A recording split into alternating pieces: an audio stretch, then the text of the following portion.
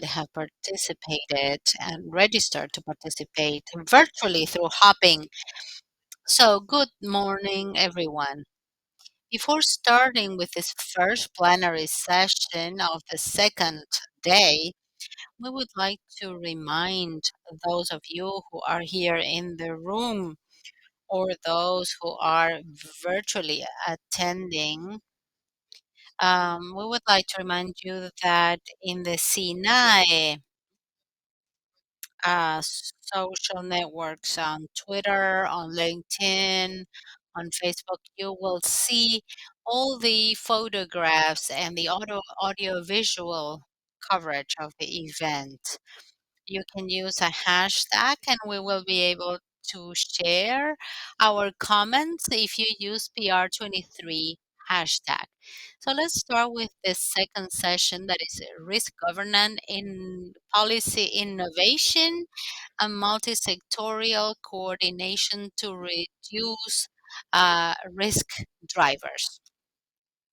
This has been organized by the civil society for risk reduction, by the Federation of Societies of the Red Cross, and by the Network for the Alliance for Risk Reductions at ICE. Elisa Trujillo would be our chairperson and moderator. She's Mexican. She's an architect. She has specialized in sustainable architectural design by the University of Monterrey, and she has a master's degree by the Stuttgart University. She has taken the risk reduction and disaster reduction program, and she's about to be certified by the International Program for Humanitarian Assistance, and she has also collaborated in lots of different social projects in Spain, in Germany. She has specialized in issues such as urban resilience, climate change, and the relationship between poverty, eradication, and risk. She is the director of the Arais University in Mexico and the Senaced Institute. Good morning. Good morning, everyone. My name is Elisa Trujillo. I am the national director of Arise Mexico, and I'm very happy to moderate this panel. I would like to thank our guests today. Welcome everyone to this panel, Risk Governance, Policy, Innovation, and Multisectorial Collaboration to Reduce Risk. I would like to introduce our panel today. We have Miss Stephanie Durant. She's the National General Director of Risk Reduction for the Ministry of Canada. Your Excellency, Minister Roger Tejada, Minister of the Republic of Panama, Mr. Sergio Rico, National Director of the National Emergency System of Uruguay, our host country, and Ms. Marta Keys, Regional Director for the American of the International Federation of the Red Cross. And the Red Mood, and Dario Sadi. He is the director of this program in Campinas, Brazil, considering that Campinas has been recognized as a resilient city. As part of our panel, I would like to share with you that we're going to have two networks by and two different instances, that is two panels, that is questions for everyone. That would be the first part, and the second it would be conversations and discussions. I would like to start by Miss Duran. If we understand that risk governance is key for resilient and inclusive and sustainable cities, I would like to know from your perspective in public security in Canada, a country that has a federal system, how do you think that territorial governance should take place to approach risk from a more comprehensive and systemic perspective. Thank you. Well, good morning, everyone, and it's a pleasure to be here with esteemed panel, and good morning. So the first thing I would say to start off our conversation is that the changing risk landscape, what we're seeing not only in Canada, in the region, and globally, are challenging the traditional role of government, of industry, and of partners. So it really behooves us to think differently as to how we work together in an inclusive and whole of society way. All orders of government and all sectors of civil society, including non-governmental organizations, the private sector, academia, have all essential roles to play in reducing disaster risk. Canada, in particular, right now, we are looking to recognize how to integrate all these diverse partners, diverse voices in our governance arrangements and management processes. And we need to do this in creating appropriate forums that are inclusive, focused on respect, on trust, but also on listening. And I think that's really important as we look at greater inclusive governance. We have a Canada Emergency Management Strategy, which articulates how partners are to be working together closely. We're all shifting our focus from disaster management and response to an approach that emphasizes better understanding of mitigation, of preparedness, of prevention, and thinking also about how do we all recover from devastating impacts and climate risks. So disaster risk governance should be sensitive to the local context, empowering different communities, as well as including local knowledge and voices. It is about developing a new system that is open, that also focuses on co-development. And I think that co-development is critically important to make sure that we take into consideration the various roles of all the various actors in the whole spectrum of emergency management. Moreover, I would just say that it's important also to capture that local knowledge and traditional knowledge that we have with our Indigenous partners. I think that's also a critically important aspect in including those various perspectives, that traditional knowledge and cultural practices, and to make sure that our governance frameworks create space to have those conversations. As Canada adopts a whole of society approach, the federal government is convening space for different sectors, different peoples to meet, to discuss, and to plan to address risk and potential disasters.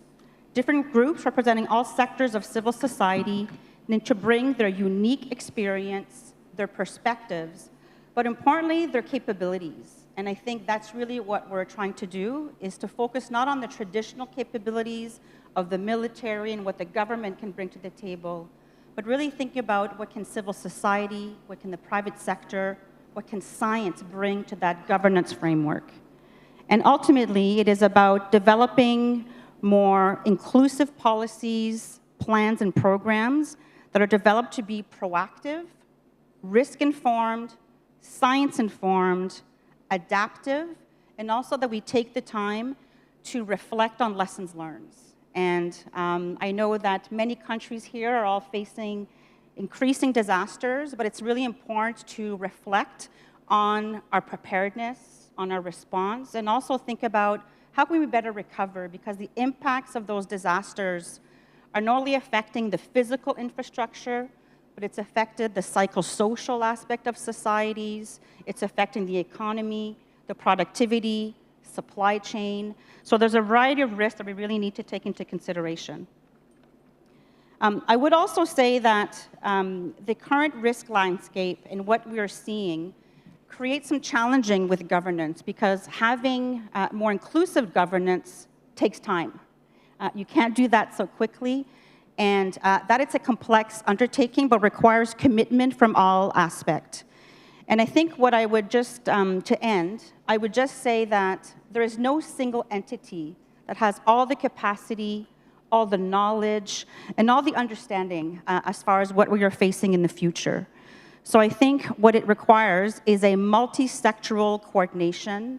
It requires leadership, but it also requires to take the time to learn together and to co-develop with a variety of stakeholders from local, provincial, territorial, national, but also making sure that we're taking into consideration the diversity of communities and those that are vulnerable, the elder, the disabled, as well as those that are racialized. So I would just say that governance, having the right governance is the foundation of an effective disaster risk management approach, but it does take time, but it requires taking a step-by-step and to reflect on the progress. I'll stop there. So much, Ms. Duran, for your comprehensive explanation and to remind us the importance of governance to create more inclusive societies. Let's move from Canada to Panama with Minister Rohi. How do you envision governance in your own country? Good morning. Firstly, I would like to thank all of you for the possibility of being here on behalf of the President of Panama, on behalf of the Panama delegation, that to have the opportunity to participate in this eighth platform for the Americas and Caribbean and the Caribbean. At a regional level, how do we see governance?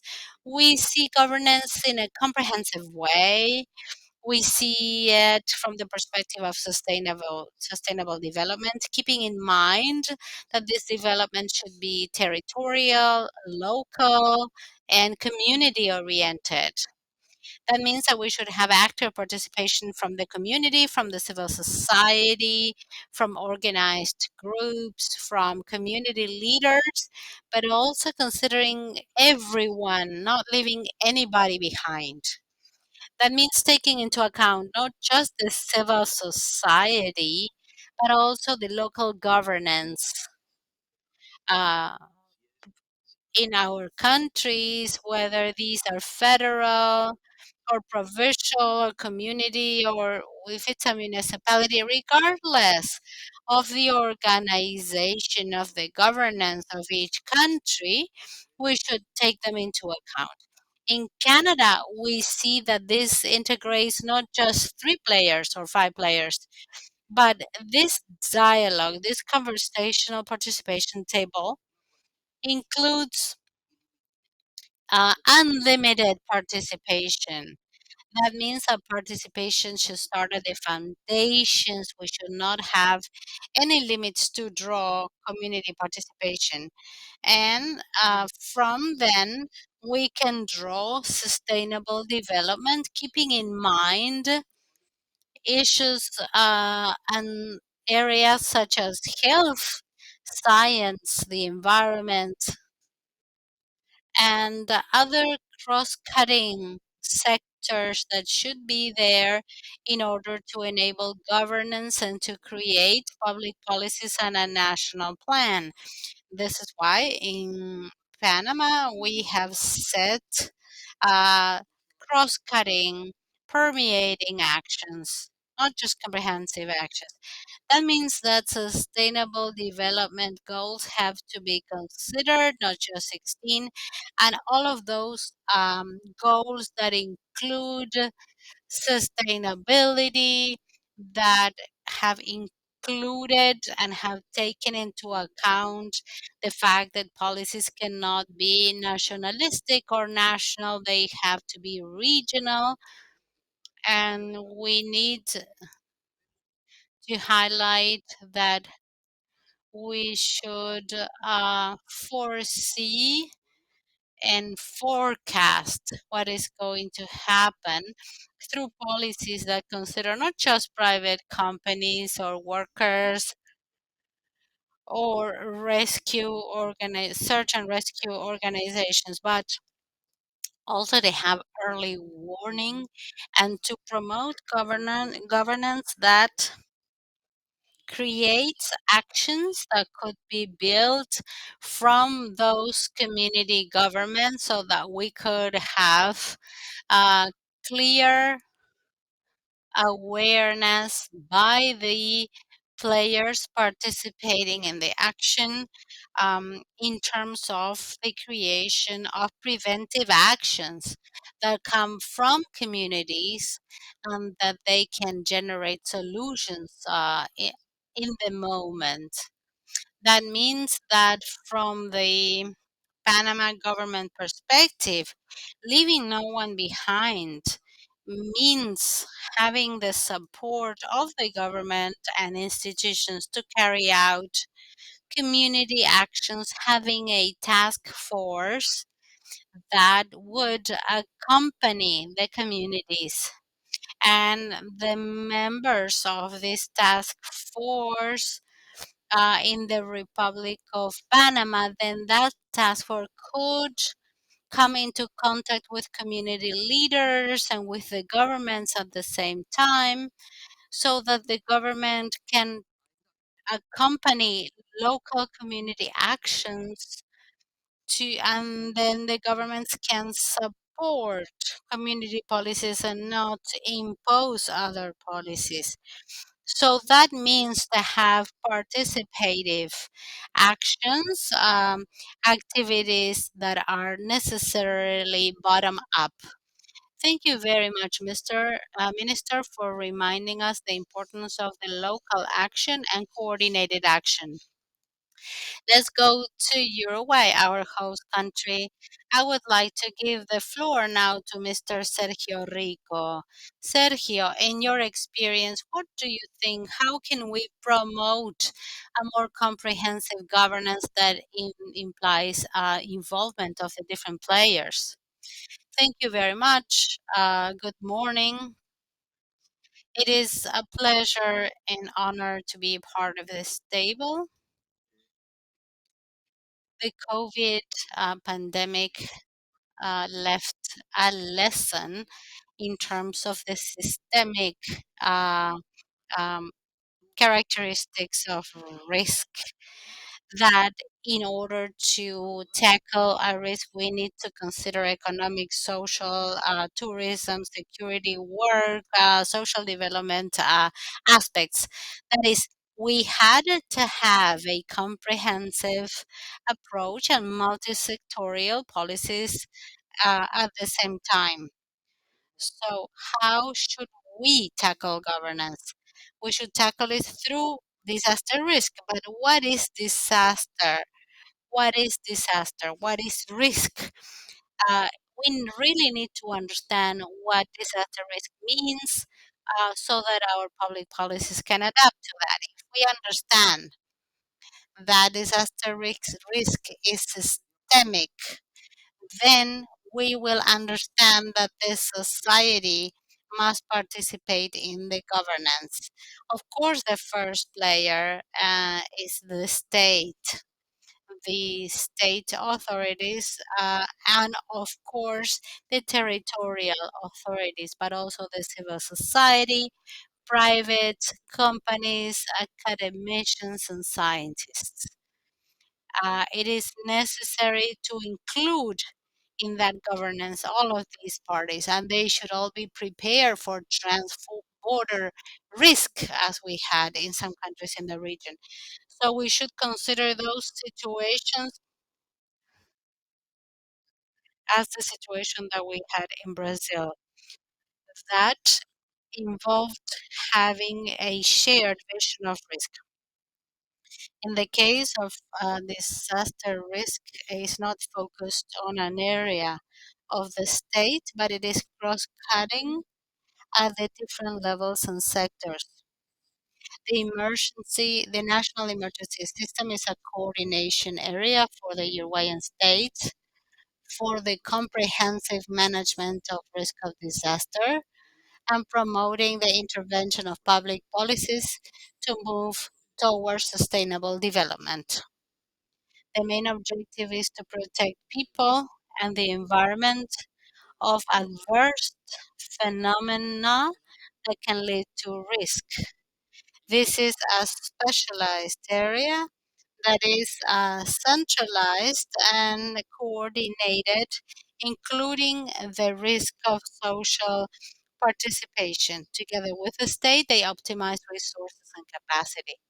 The tool that the executive branch of government has to take action in case of national emergencies such as the pandemic, and the National Emergency Board for Risk Reduction and Emergencies that is integrated by the Secretary of State, Minister of Defense, Transport, Industry, Agriculture and Cattle, Housing, Environment, and Social Development. So that clearly shows how comprehensive it is and how it can include what is corrective, prospective, and comprehensive in terms of risk management. Other players can take action, such as the Minister of Finance or the Board of Mayors. Our governance also has an important pillar that is decentralization.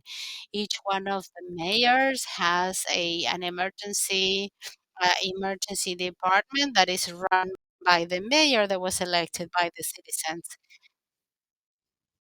The citizens. So all the country is represented in the second level, and the department authority can ask other people to be part of the unit. Some municipalities have a local coordination unit, but we still have a challenge to address all 125 municipalities. Also, the private sector and the civil society play a role.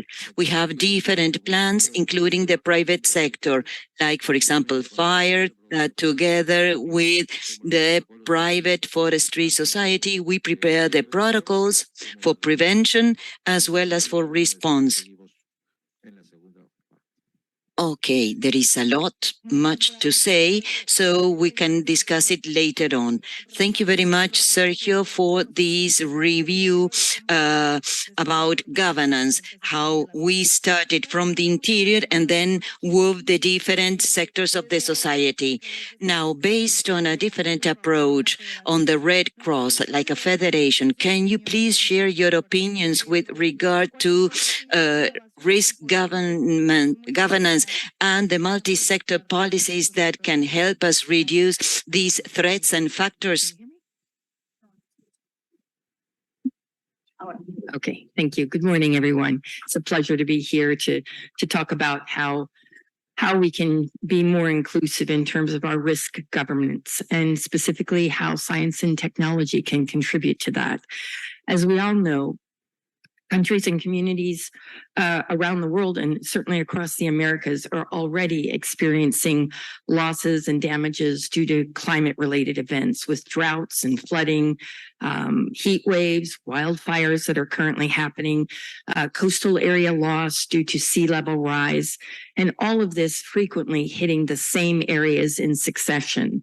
But as we all know as well, climate-driven impacts do not simply appear alone, but they're driven by compounding risks and issues such as poverty, inequality, degradation of natural resources, urbanization, marginalization, which only make them worse and exacerbate the problem. But our current climate impacts are also being compounded by the economic fallout of the COVID-19 pandemic, compounded by protracted crises, and of course now add on to that conflict in some areas. But from a Red Cross perspective, let me make a plug that in January, the International Federation of Red Cross and Red Crescent Societies launched the World Disasters Report for 2022. This report was published precisely as some governments have begun to review relevant laws and policies to adapt to threats such as future pandemics. And the report calls for greater investment in domestic and local preparedness. That is, preparedness to prevent, detect early, and respond quickly to future shocks and stresses. It underscores the importance of preparedness based on the principles of equity, of trust, and local action. And it recommends tangible approaches to turn these principles into reality to ensure that we are not repeating the mistakes of the past. Indeed, it is critical that we act quickly to influence these transformative processes at the global, regional, and domestic levels, including but not limited to community prevention and preparedness programs that are sensitive to multiple hazards, and stronger community preparedness and response systems designed with communities and run by local actors. But despite being on the front lines of the climate crisis, local communities are rarely leading the design and implementation of urgent climate action needed to increase climate resilience. Communities require access to key and actionable information to respond to future crises. This includes data to analyze historical crisis trends, operational learning from past responses to support both risk and needs analyses, and most importantly, the capacity to translate impact data into humanitarian needs and solutions through multi-sector needs assessment. This information is needed to identify and plan effective anticipatory action, preparedness, and response at the national and subnational levels. Real data also provides people with concrete evidence to help and access funds for forecast-based action, as well as response financing. Climate financing often fails to reach the most vulnerable at the local level. But with evidence-based decision-making and with access to relevant data, we can turn that risk information into action and actually save lives. With strong data, we can also support decision-making processes so that resources are assigned to those who need it most. So for us at the IFRC, addressing the climate crisis is an institutional priority. And that is identified through our strategy 2030 and our priorities therein. We aim to support 250 million people in addressing rising climate risks. And we commit to making all of our programs and operations climate smart by 2025. For us to keep that promise, we're focused on two key dimensions of work. First, ensuring all programs and operations are climate smart and use climate information in both short-term weather and seasonal forecasts and long-term climate projections as we design our activities. We want to provide real resilience to our communities that can withstand climate extremes. And secondly, implementing and scaling up locally led climate change adaptation actions, which are specifically designed from the outset to focus and address climate risks now and in the future, providing more security to the communities who benefit from them. And finally, with climate data more available than ever before, we have a responsibility as humanitarians. We need to make climate information accessible to all, and at the same time, increase our decision-making processes in order to reinforce localization and grassroots level capacities to the communities and local actors, such as the branches of our Red Cross national societies who are permanently on the front lines. Thank you very much.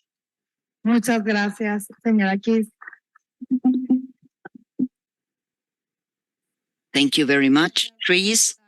Thank you for underscoring this relationship with the climate change agenda and to translate this into actions that improve our communities and a more equal path towards sustainable development.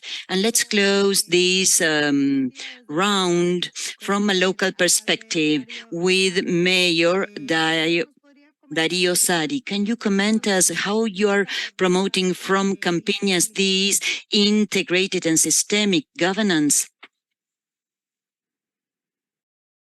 Bom dia a todos e a todas. Quero saudar também aqui os meus companheiros de palco. Good morning, everyone. I would like to congratulate the colleagues here we believe to be fundamental to the strengthening of the risk governance, considering the innovation, politically speaking, and also the multisectoral approach as being relevant to the reduction of disaster risks and the facing especially of the impacts of climate change and climate events that are extreme. The city of Campinas is currently the 10th city of Brazil, the 10th biggest city in Brazil with 1.3 million inhabitants. And it is the host city and center of a metropolitan region of 3,300,000 inhabitants. But the city that is now a reference in technology in our country has in its history and DNA a great epidemic of yellow fever at the end of the 19th century that almost devastated the whole city. And then resilience is part of our history, is part of all the inspiration that created a new city, a city that is a reference in the country nowadays. And its own symbol, we have the phoenix, which is a bird that means rebirth, that means the reappearance from ashes.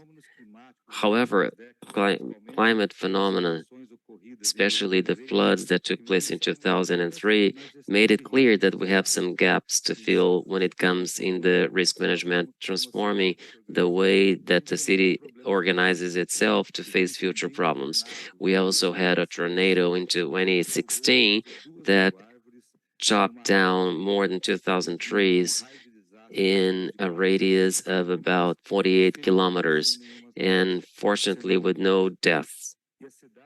And the city has been acting in a strategic way, considering the 10 steps that are crucial of this strategy of to build resilient cities.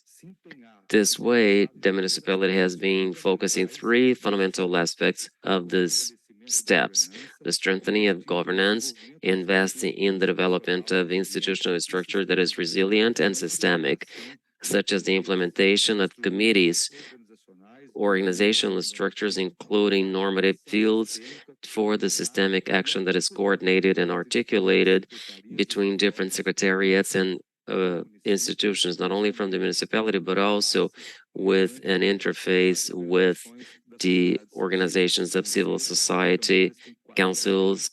Campinas has 42 councils participating together with the municipality with this action. The municipality also has been acting, formulating, and implementing and following up public policies that might have a positive impact in its citizens' lives, especially the interface with the public health emergency actions such as the community for viruses or to face Zika, chikungunya, and dengue fever. Also the interface with Saúde Única, One Health in a literal translation, or also the health of the environment, and especially the committee to fight COVID-19 that made it possible to have a coordinated action, and that is a reference in the country in the fight against COVID-19. So in the second wave, we had a number of deaths related to COVID, much lower than the rest of the country, which is a consequence of this committee that is intersectoral that showed to be very successful in the fighting of COVID-19. We also have the Committee of Resilient Cities, among other structures, and we act directly in disasters such as the operations take place in the summer, focusing the capacity of facing climate change problems such as floods, storms, or other events such as the increase in the temperature and the reduction of the humidity of the air, droughts, forest fires, wildfires, as well as the councils that I mentioned that are important channels for the participation of civil society in the process. And I repeat, Campinas has 42 councils that help the city in all the aspects related to the public management. I also would like to highlight the role that Campinas has played when it comes to reducing the risk of disasters. I really would like to thank you for the opportunity of being here. Thank you very much your Mr. participation, Sadi, for Mr. Sadi. sharing these good practices at the local level Muito and obrigada for por sharing termos how you are compartilhado aqui strengthening nesse momento. governance in Campinas through the structures and councils, including the communities. We will close now this first round of intervention, and I would like now to talk about any strength or to strengthen any point of related to governance that you haven't spoken about before. We're going to start with Ms. Kiss. Go ahead. Is there any aspect that you would like to stress on risk governance related to what we have shared in this experience? Thank you. Yes, indeed. I would like to go back to what I mentioned before about our deber, our the importance of us as humanitarians to use our power of humanitarian diplomacy to normalize the roles of the socio-administrative and governance levels in terms of risk management and really promote a culture of accountability. I think what we have seen from our point of view is in IFRC, in the Red Cross world, is that we need to take measures before a disaster strikes so that we can guarantee humanitarian response in time of need. I can reflect on the case of Honduras and the provisions of its humanitarian disaster response law during the hurricanes of Eta and Iota just a couple years ago, in terms of facilitating that response effort. You know, having that law, the International Disaster Response Law in Honduras, in place allowed us to mobilize our international surge mechanisms and to get aid to people in an opportune and agile way. Thus, it also allowed us to move into recovery actions so that we could put those in place from the outset. So I just wanted to emphasize that by assessing our actions, we can also improve the way we serve and shape and support and provide that support to make it even more effective. You'll hear during the Ignite stages, I think we've got some this afternoon and again tomorrow, you will hear the intervention of the Mexican Red Cross with respect to the PERC analysis that was done after the floods of 2020, assessing their impacts so that we can understand when, what, and where we should be investing more. That analysis actually showcases how key government and civil society stakeholders have made significant progress in recent years, both in terms of managing the additional response and in terms of supporting early recovery. In particular, it features examples on lessons learned from past floods that have strengthened decision-making and brought about changes in terms of reducing the impact of those same floods. So just to conclude, measurable results indeed, and the studies that are derived from them can demonstrate how much more we can and should be doing to integrate proactive disaster risk management and resilience building into our current policies, practices, and of course, budgets. Thank you very much. Muchas gracias a la señora Kiss. Thank you very much. Yes, Mrs. Kiss. And we're going to pass on to Mr. Rico. Is there any aspect you would like to stress related to governance?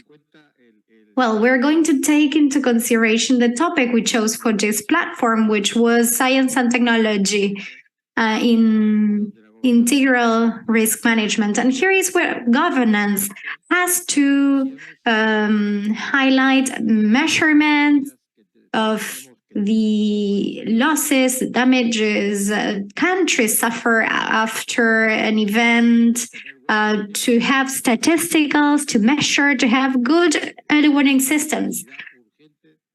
We need to provide the population with the sufficient time, which is the forecast, which is the emergency, and to have at the same time governance that can be prepared not for the response, because there may be international funds, but it would be better if those funds come before the event so as to prevent the damage.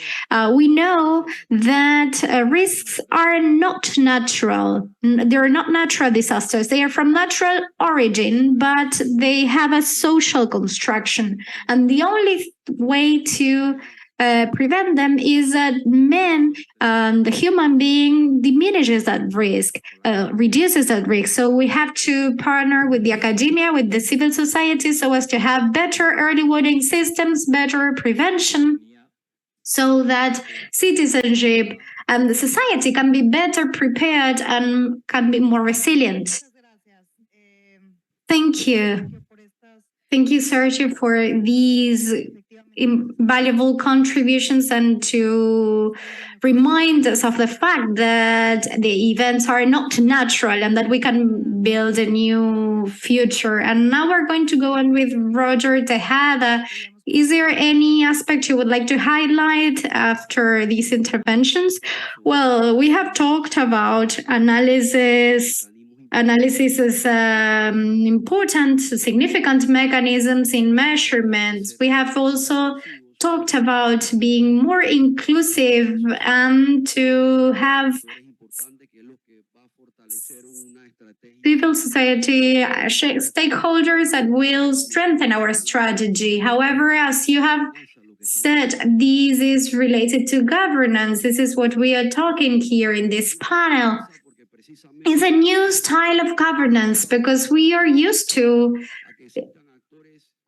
having stakeholders in our countries that are already predefined to take actions. However, we have established as new strategical partners people that somehow or the other, they are not in this political scenario or the structures of political structures of our countries. And at this time, community leaders, university leaders, society leaders that represent independent movements, and from the academia, it has been mentioned by our colleagues, will be part of this new style of governance. This new style will set new precedents, and it will be inclusive, and it will include those factors related to the risks and disasters. And they are the population in the multidimensional poverty, gender issues, topics related to the disability, and also the aspects related to the population affected by climate change that today affects us permanently.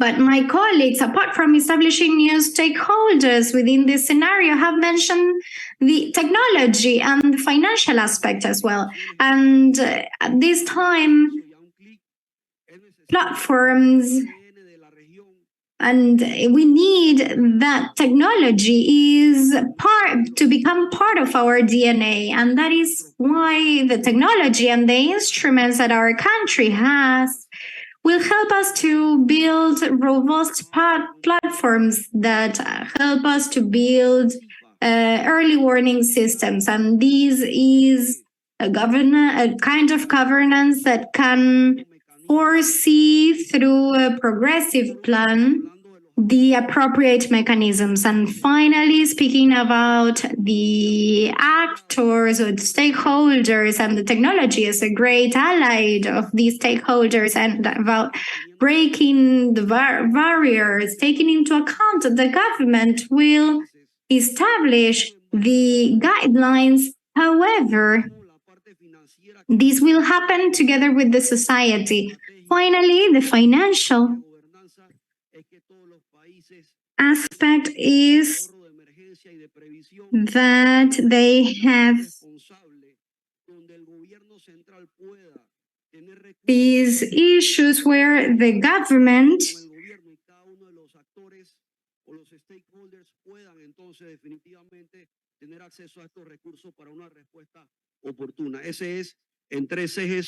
so that they can have a response. This is a new style of governance that we are proposing not only in Panama, but in the whole region.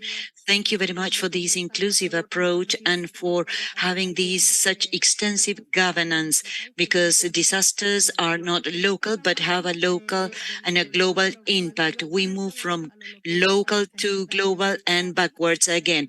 Sergio Sardi, can you share with us one of the things that you would like to strengthen? No caso do fortalecimento das políticas de coordenação multissetorial para redução de riscos, nós entendemos que essa visão tem que ser uma visão. We understand that this multisectoral perspective must be a systemic and global one, so that we can face all these challenges. So it means that not only the government department of the municipalities, but in the case of Brazil, for example, there are 3 layers of government. We have the local one, the state one, and the national one. And in the systematization of the government, we need to work together so that we can reduce risks. We also have to build partnerships so that we can build alliances with universities. For example, in our city, we work with Unicamp, which is one of our local universities, a very relevant one in the national scenario.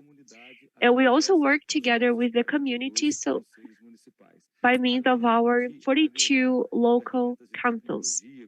And also, we also have all these resources to monitor the weather, and also the weather drivers. For example, we need to monitor our cities, the climate in general, because all these climate challenges have brought different rainfall levels, and we cannot have this old-fashioned view of our urban situation or planning, the same that we had, for example, in the previous decades.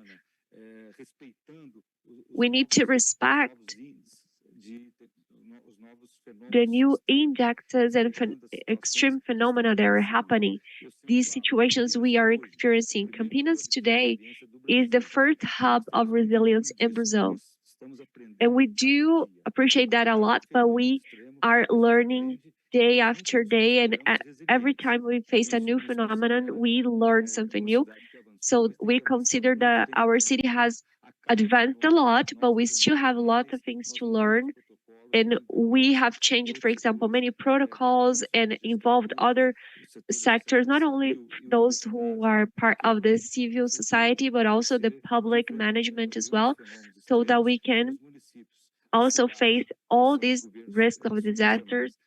Also, the subnational governments, like the city governments, were also being prepared to work together with the private sector, which cannot be forgotten. And also, all the other layers of our government have to work together to make things happen. Thank you. And we Thank will you very close much, and we appreciate very this first much. round together with Mrs. Durand. What is it that you would like to say from Canada in particular? Thank you. I think one thing that I would underscore is the importance of preparedness and readiness. I think we've talked about that we're all exposed to increasing a number of disasters, of hazards, of threats, not all natural, but there's a variety of cascading impacts that are facing our communities. And I think one of the elements that we need to understand is better understanding the risk and the risk drivers. And we've talked about the importance of data, of science, and of technology in beefing up and on enhancing our toolkit for emergency management practitioners, for first responders, for volunteers, and just for community leaders. And I think one thing to bolster our preparedness is the importance of training and of exercising, practicing scenarios and making sure that those scenarios push the capabilities, go to the extreme, because because we're seeing so many disasters, a minor flood, a minor earthquake, not earthquake, a minor wildfire, we're able to deal with that. But when we really push the envelope for those events that really stress the systems, stress the supply chains, stress our infrastructure, stress our healthcare system, this is really where there are great learnings to be made. So I would just underscore the importance of looking at exercising, working as well in partnership with the civilian and the military. I think there's an opportunity to really build a more coherent and inclusive surge capacity, meaning that when there are increasing pressures to deal with disasters, we have the ability to escalate our capabilities, to bring in others that can really help the response, the recovery. And I think in those learnings, I would again stress the importance of thinking about the diversity of your populations, the diversity of the people that will be impacted during disasters. So again, to plan and to have those conversations before disaster strikes. And I always say that, it really requires that whole of society philosophy. And it is a paradigm shift, but now it's really thinking about leaving no one behind and bringing community leaders, bringing NGOs, bringing the private sector in solution development, and really thinking about how we can leverage science and technology and be innovative. I think, the world is facing many new pressures. We're just right now still, living beyond COVID-19, the economy and the financial investments. Preparedness does take investment, but we need to also bring all the resources that are available at the national level, territorial level, as well as local level. So training and exercise, I think, is something that we need to do more. And again, those lessons need to be brought into our planning, into our policies, and into our programs.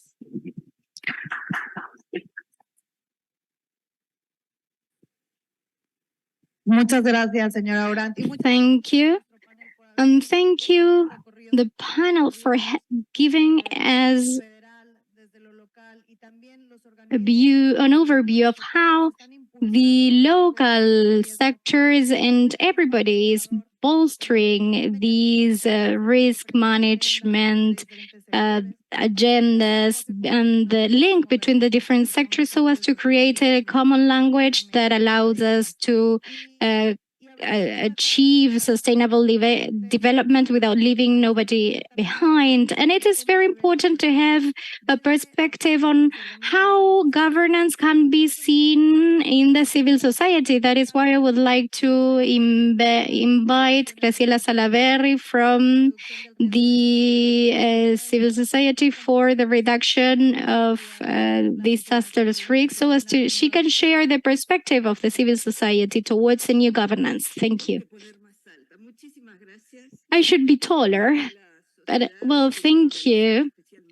The organized civil society, that's whom I represent, a global network of the civil society, we're working on disaster risk reduction. And this plenary in particular was very important for us. And we work hard so that this could happen. And I think that this was worth it. To hear you today was worth it. The definition of governance, as we have seen it, constitutes the key of a preventive prevention. And this is done through the organization of multiple stakeholders. The Sendai framework, which guides us and which calls upon us, suggests governments the inclusion of vulnerable groups in decision making, with the end of the policies plannings where the collectives can engaged collectively in decision making. We know that there have been efforts to include the voice of the civil society in several platforms. We've heard this here. However, we also know that our contribution is not on over the table of decision making. I heard our representative from Panama speak about a new type of governance. This is a process in which we have to be included. Governance is undoubtedly a political concept that requires clear ground rules.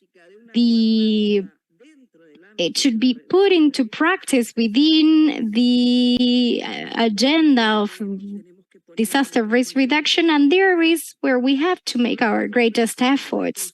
We believe that the construction process of governance has to have a territorial overview. This has been said here with well-defined spaces to exercise on those territories, a community management that can make possible a collaborative environment. Governance means collaboration. So we are ready to walk through that collaboration process. We really thank you for this panel, and we really thank you for allowing us to be here. Thank you very much. Thank you. A round of applause for Graciela. They are great allies for the execution. We have spoken about the humanitarian sector, and this is very important. And they are the ones who help us walk through towards the action. So, closing this panel today, I would like to not to lose sight of the most vulnerable groups and the great challenges ahead of us, so as to start working together, as Graciela said, towards a more inclusive, resilient, and safe development. Thank you for being with us in this plenary session.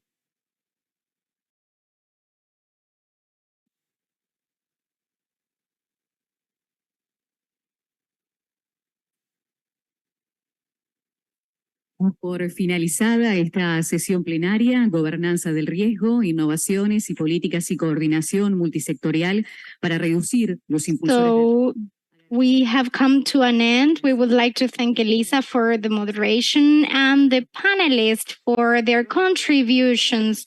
I would like to make two reminders for those who are taking part of these plenary sessions. As it was announced yesterday in the opening session during the whole event, the SINAE Center will be a vaccinating hub against COVID-19 for the participants of the platform. And in front of this room in the Monte Carlos room, it's the Ignite stage, where innovative initiatives are presented in terms of disaster reduction. We invite you to go there. Now we're going to have a break, and at 10:30 we are going to be here with a new session, Science and Technology, Traditional Knowledge, so as to increase community resilience. So we'll wait here 10:30 for a new plenary. Thank you.